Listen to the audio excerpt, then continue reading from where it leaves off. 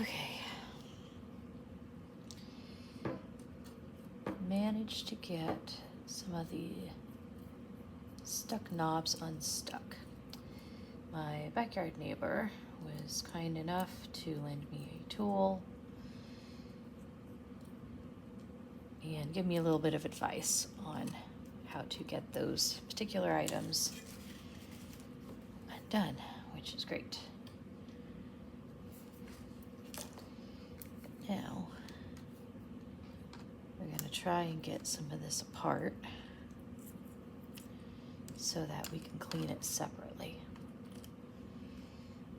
Just to be clear, I am aiming only for some of these steel parts and not parts that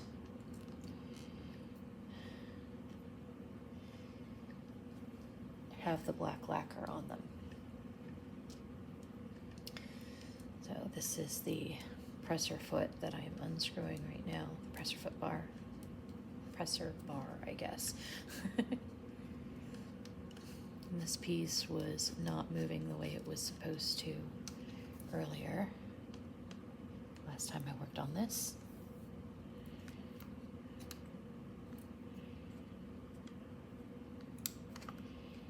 And the idea here is I want to fill a small container with white vinegar and just let these things soak. Uh-oh. Nope, didn't go far. We're fine. Not this. Just some of the steel parts. There we go. All right. So, see, this still is not entirely going the way it's supposed to. So we're going to attempt to take it apart. Maybe I can clean this too.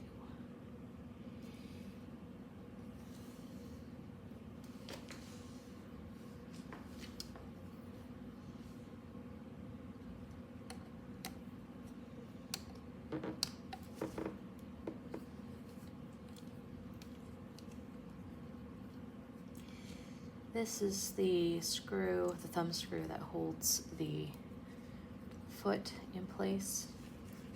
I now have a second one of these thumb screws and a foot that came in that little packet that I ordered, which has arrived. Maybe a little crud welded, huh?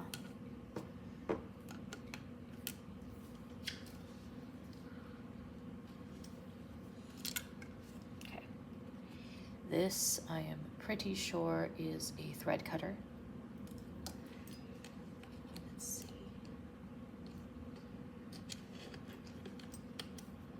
Okay, let me very gently pry this.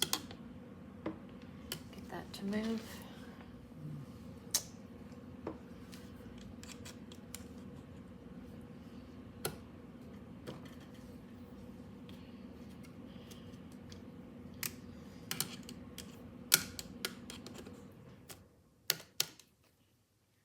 I'm being really, really gentle with this, trying to not force it. Okay, there we go. And you know what? It does look a lot like the other foot. That's fantastic. Okay, I'm gonna leave that. We'll take those. So I got this moving, which is great.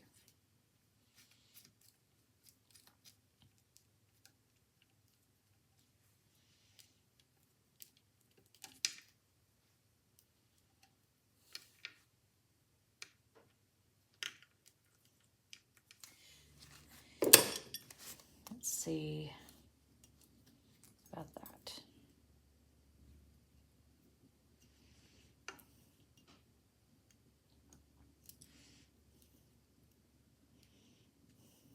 Okay, that's moving. I think this will probably keep all of this together. Since I can't get that other tiny screw here out, it's probably better just to keep it all together and not lose track of what screw goes where.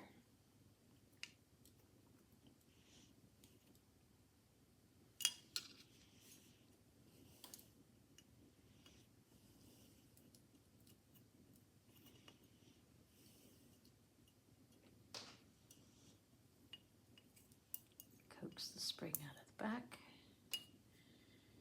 There we go. Yeah. Yucky.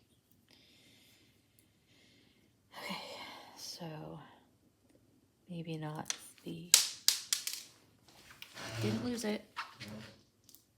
It's right here.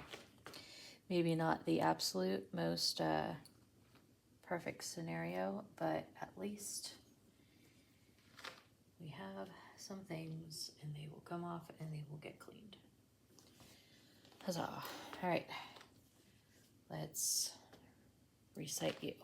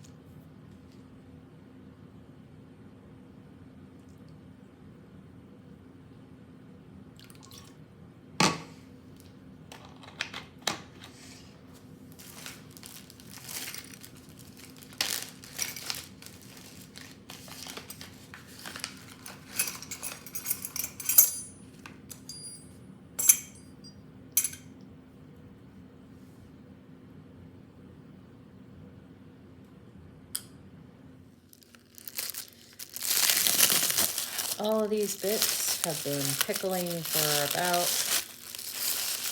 well, not quite 24 hours, I guess, but something close to that.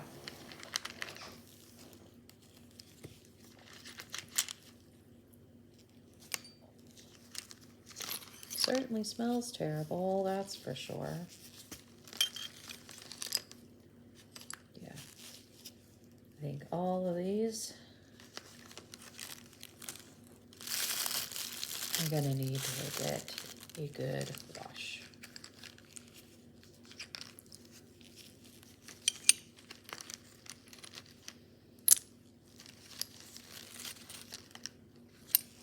There, let's do that.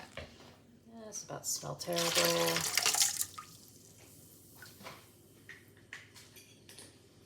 Get those other bits.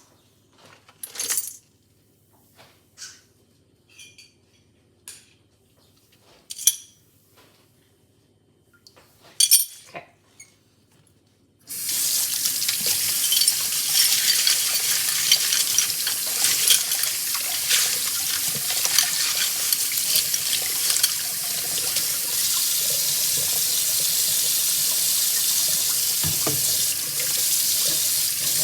Soap is exactly the best idea here, but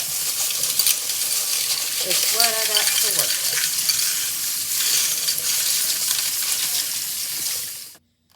with. Okay, so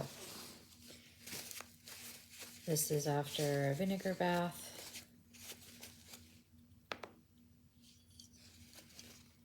And then I wash them with water and Dawn dish soap.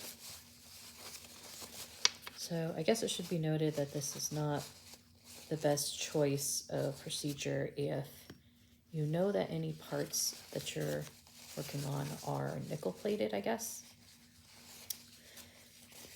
Because the vinegar will take the nickel plating off, I think. I mean, honestly, there was no chance at all that if any of these bits were nickel plated, that I would have been able to tell. What's more important to me is not that they look all shiny and new, but rather they're clean and functional. So I'm not too terribly concerned about whether or not they have lost a nickel plating.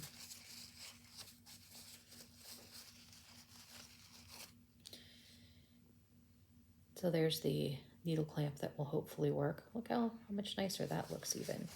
And I mean, I thought it looked relatively clean before I started. This is thread cutter. I probably will not put that back on. I am not a big fan of thread cutters on the needle shaft of my machines. I removed them from my Singer machines as well. In particular, because on the Singers, they get in the way of some of the attachments that I would use. And so it's easier for me to just not have them on there.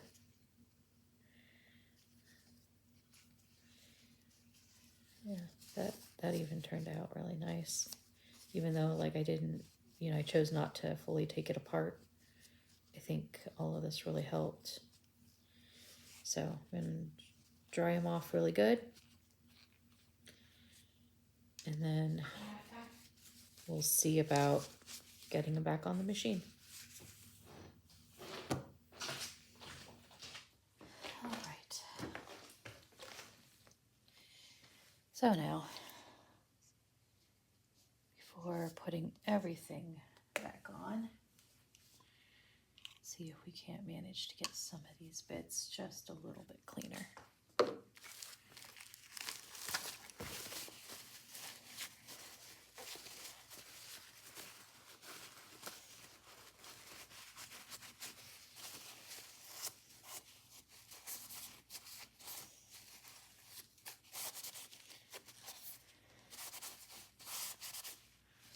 I'm a little bit concerned about the idea that I could take a piece like this that has lacquer finish. It's, cast iron and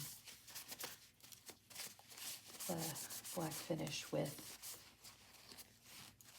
the decals on it, and put that in water. Like, I think that's a bad idea.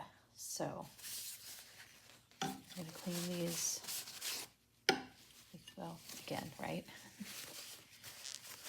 With more oil as best as we can.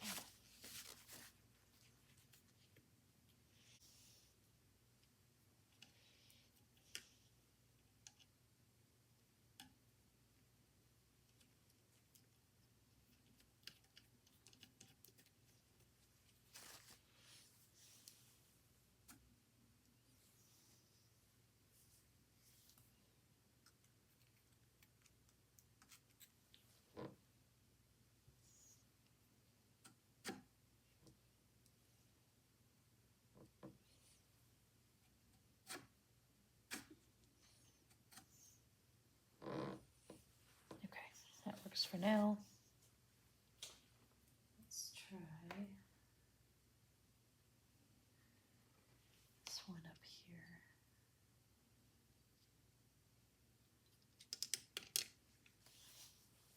Oh no. Right. Well done, me. Well done.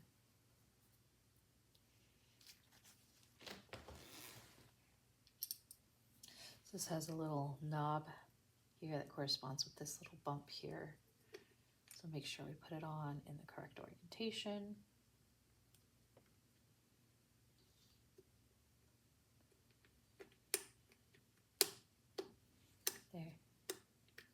You can hear when it slips into place.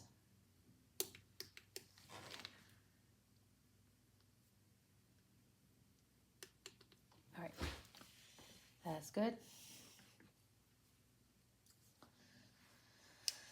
What next?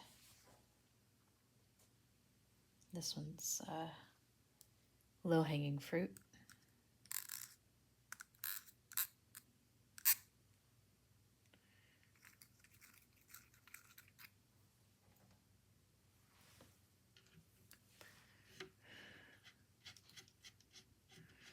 I'm still having an issue with that whole piece though. That's going to take more research on my part to figure out how to fix it, if I'm able to fix it myself, which really is a question. All right. This guy goes on here.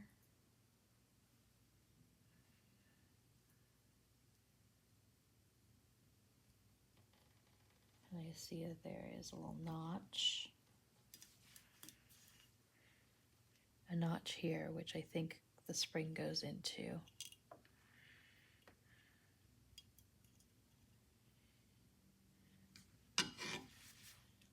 Yeah, it feels like it's getting a little tension. Let's see if we can guess which screw goes in that hole.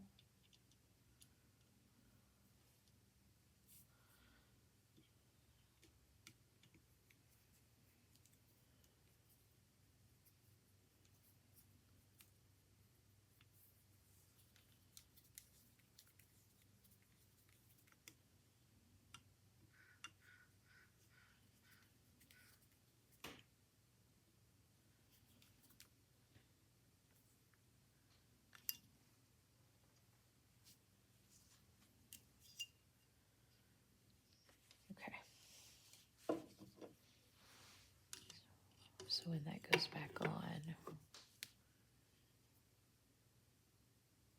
yeah, that seems like it makes sense.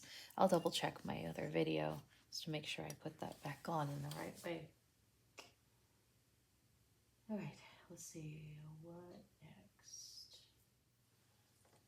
Let's see, we have actually this. I'm going to have to check and see which order those go back on in, because rightfully, I promise you, I don't remember, and I will get it wrong.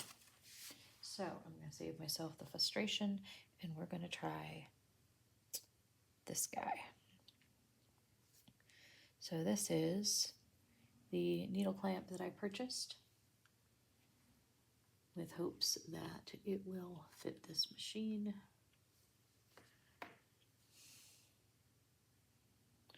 You know, it's the bottom side.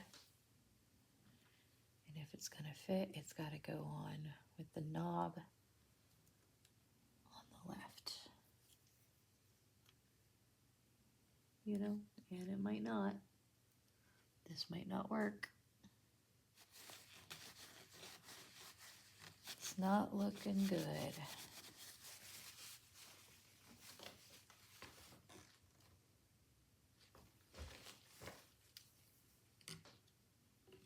What is this back here anyway?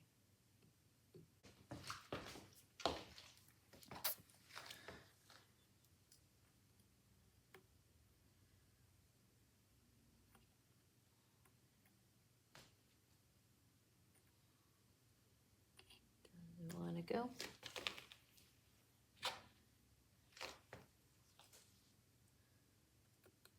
This is thin enough to scrape it.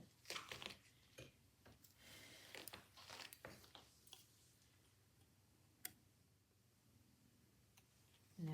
I can't get at it because of the position of this, of the presser foot bar.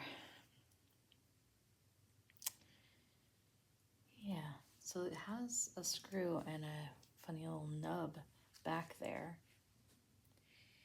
And so I'm a little confused as to what that is meant to be.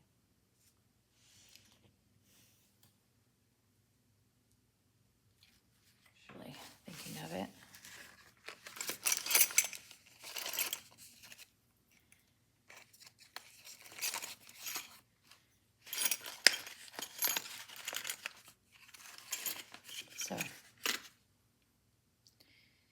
this is the one that was on my machine, and this is the replacement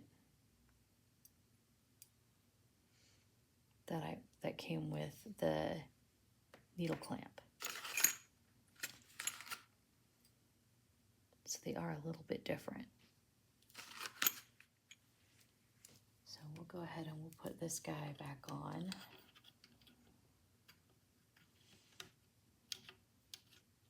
If I'm able to. What a strangely shaped piece anyway. Okay. All right, I see how that goes.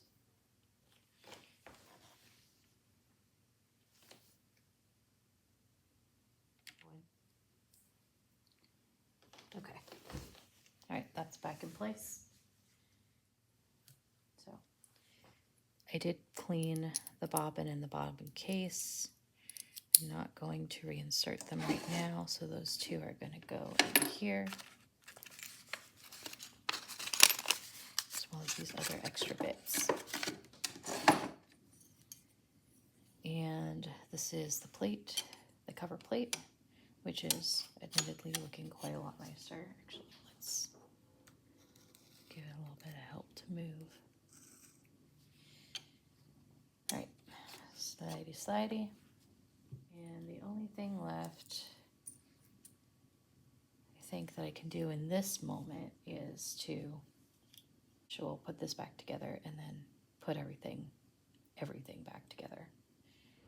Okay, had to check a little bit, but I got the nose cover back on. So, you know what's funny is I knew there was something funny happening with this upper tension assembly right here. And it was that the spring had gotten stuck in the brush I was using to clean everything. And so I didn't have it. I was like, why does this not look right? But I found it in the brush, which was still in the sink. And so now it's all back together correctly. So yeah, I was able to put it all back together. And actually, since I researched a little bit, I learned something about this.